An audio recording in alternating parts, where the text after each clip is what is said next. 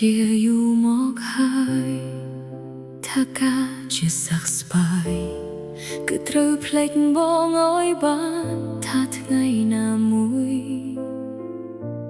អូននឹងភ្ញាក់ពីដុំនេះដោយគ្មានរបងក្នុងការចងចាំអូនខំរត់គេចពីអនុស្សាវរីយ៍ខំលុបគ្រប់រឿងដែលតាក់ទងនឹងបងតែតួរត់ឆ្ងាយប៉ុណ្ណាអូននៅតែឃើញមុខបង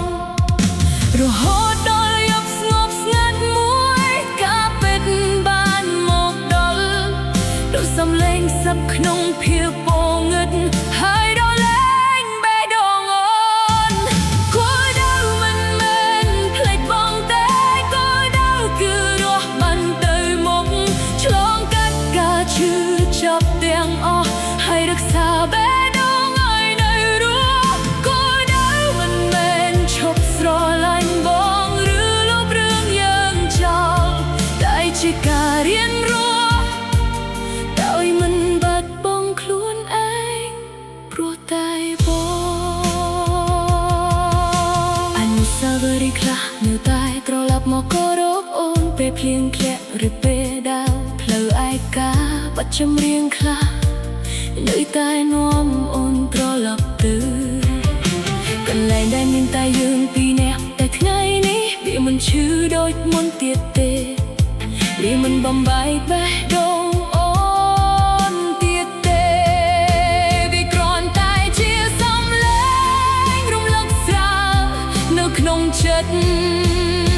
ប្រហែលការជាសះស្បើយមិនមែនជាការបំភ្លេចប្រហែលវាជាការយល់ថានោះខ្លះ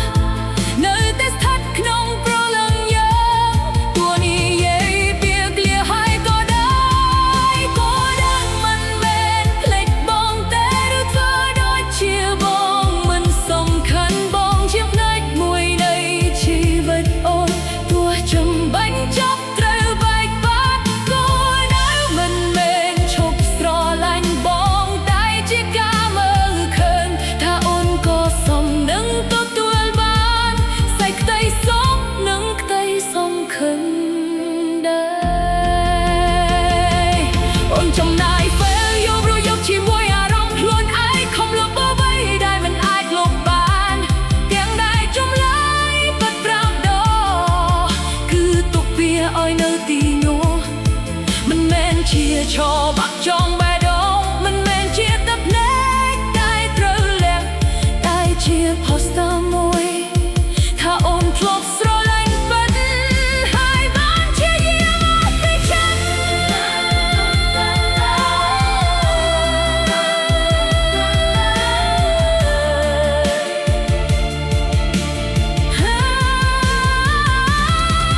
គោលដៅមិនមែនភ្លេចបងទេតែជាការរៀនរីកចម្រើនរៀនរក្សាអនុស្សាវរីយ៍ដោយមិនឲ្យវាខ្វាយឈឺគោលដៅមិនមែនឈប់ស្រឡាញ់បងតែជាការរៀនស្រឡាញ់ខ្លួនឯងផងហើយថ្ងៃនេះអូនយល់ហើយថានោះហើយជាអត្ថន័យនៃការជាសះស្បើយ